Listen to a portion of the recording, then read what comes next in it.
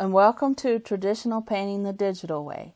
This is where I use digital painting apps to teach traditional painting techniques.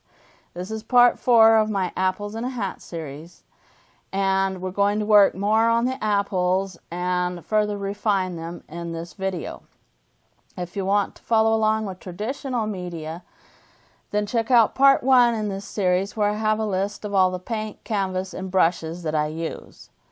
The application that we're going to be using is Corel Painter 2019 for Windows. And here I'm just going to start working again on the apples and adding a little bit more to the highlight. And it takes quite a while to build up the highlights, probably maybe not quite as much if you're following along traditionally. But if you're following along with Corel Painter, sometimes it takes several glazes of different kinds of brushes to get the final highlight that you want. And here I'm adding a little bit of dark on the edge of the apple because I want to put the stem there in a minute. And then I wanted to add the funny little dots, or sort of a spray-like texture that apples have. If you look at them really closely, they have little white dots all over them. And so I was going through the airbrushes trying to find out which one would work the best to make this texture-like look. And so variable splatter works pretty good, and I was going through the controls just to see if I could reduce the flow of the paint or increase the width between the splatters that are in the brush. And so like I said in my last video, if you hover your mouse cursor over each tooltip, a tooltip will come up. So each function that you see there, if you hover your cursor over it, a tooltip will come up and tell you what each function does, and then you can just play around with them and see what it does when you increase the number or decrease the number. And so here I didn't really like what I was getting. So I went back to variable spray, and I was using the pepper spray, and I decided that it was just too big. The splotches were too big, and so I like the variable spray. And then you can just try different brushes to see which one gives you the kind of texture that you want. And so here I was going back over it and sort of testing out the controls with each different kind of spray, and you can decrease and increase the size of your brush too. That will help. And then I wanted to add the stem to the apple, and if you're following along traditionally, you can use burnt umber for that, and then cadmium orange with some white acrylic gesso just to add the highlight to the stem. And you want to highlight the stem because that really makes it look three-dimensional. And you can use your number 3 round if you want to, if you're following on traditionally, for some of these highlights, these refinement highlights, and also to make the stem. And here I'm just kind of playing around with some of the particle brushes, and you can use these for blending and sort of irregular looks. They're kind of hard to control because they're better for making things like flames or water and things like that. But you can actually get some really good effects with them, and it does make it look sometimes more like a paintbrush because you're not getting a uniform look with them. And so I like the horsetail brush, and sometimes I use it for just to get kind of an irregular look, and it works best for grass and stuff like that. But you can use some of the blenders as well just to get an irregular look here. And then I'm just working on the highlight on the edge of the apple and adding some lighter orange color there and smudging it in.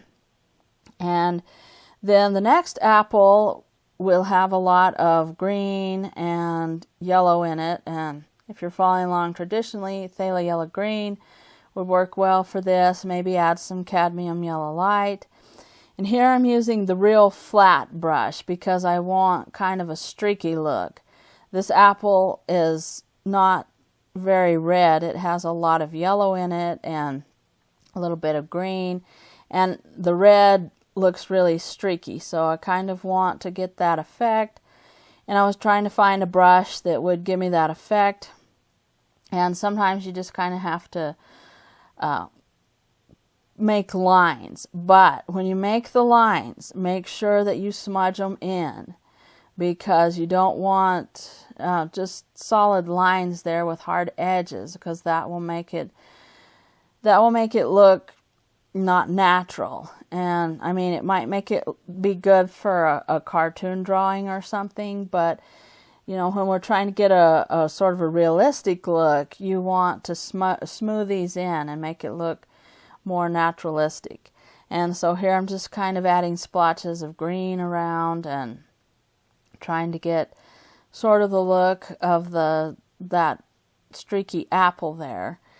And again, you want your apples to have individual looks. Apples will be red and they will be round, but some are rounder than others, some are more oblong than others, some have different colors, some are lighter, some are darker, and it just adds more interest to your painting if you make your apples look more individualistic. And so that's what we want to do here, and we're trying to add some lighter red on the top here. And you can use the real long bristle or the opaque acrylic, just something that will give you this kind of bristly look here. And I'm adding different colors. I'm adding darker reds, lighter reds, greens, and you can use, if you're following along traditionally, alizarin crimson is good for your darker reds. You might throw in some dioxazine purple with the alizarin crimson. And you would use Grumbacher red for some of the lighter red colors. I like Grumbacher red when I'm using acrylics because it keeps its red color longer and doesn't turn quite as pink. So that's actually one of my favorite colors that I use when I'm just using acrylics. And then here I'm just kind of blending them all together. Again, we don't want the hard edges, we want soft edges. And going back over it again with different variations of reds here. And you want sort of a curved stroke because you want to follow the shape of the apple. You don't want the lines to look straight because then your apple will look flat. So you want curved streaks on the edge there to make the roundness of the apple. And just follow your photo reference for that. And that will show you where the streaks need to go and what the direction of them need to be in. And then here I'm just smudging it out again and using the Diffuse Blur. I'm just going back and forth, and eventually I added this brush, the Diffuse Blur brush. Say that 3 times fast. I put it in the palette that I have where my most common brushes are. But for a while I didn't have it in there till I finally decided that I was using it the most and went ahead and added it in there. And that's why you want your brushes palette. And I mentioned, I think in the first video, how you do that. Just hold the shift key down and drag your brush into that palette.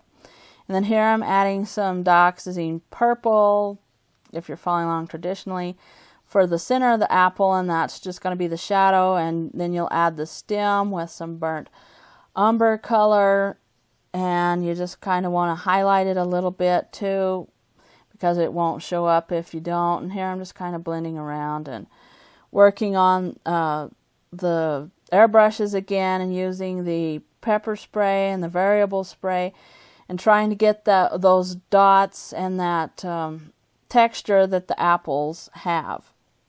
And I'm kind of blurring it out again because I don't want it to look like it's on the top of the apples, like somebody spilled some powder on it or something. So you have to kind of go back and work over it a little, but don't take away all that spray texture. You want some of it to show through. So here I'm just trying to add a little bit more of the streaks that you see in the apple, some of the darker streaks, and you can use the horsetail brush to give it a really very irregular look. But as I said, some of the particle brushes are kind of hard to control, and so I usually always go back to the real long bristle brush in the acrylic category, because that just seems to work the best for me. And then use the Diffuse Blur.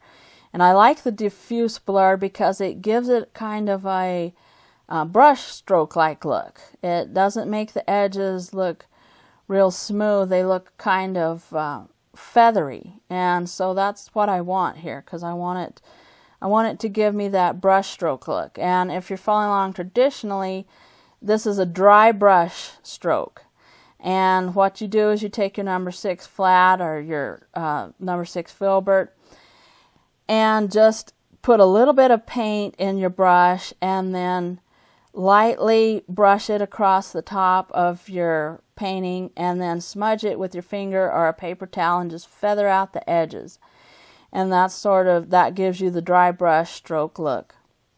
And so that's what I'm trying to do here. And I'm adding a whole bunch more colors, adding some brighter red colors here, and I just wanted that to be kind of that's sort of the middle color, the brighter red. It's sort of your base color. And then here I'm using the Wild Rice brush for just a little bit, because it gives you kind of a really weird, irregular look. And like I said, it's kind of hard to control because it's a particle brush, but you can use it in certain spots and then go back and use your Diffuse Blur brush to smooth it out, but don't kill all of that look that you got from that brush. And so I'm just trying to go ahead and get these smoothed out, and then I'm adding the highlight on the edge here, and you can use a really small brush for this.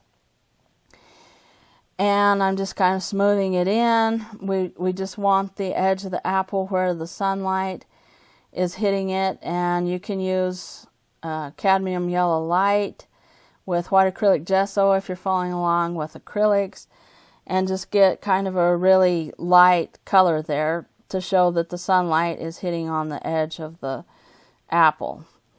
And then you want to add the stem in the center here, keep the center dark, and just add the stem with some burnt umber color, and go back and add a little bit of a highlight like the sun is hitting the edge of the stem. And you can use a really small brush. You can use your script brush if you're following along traditionally.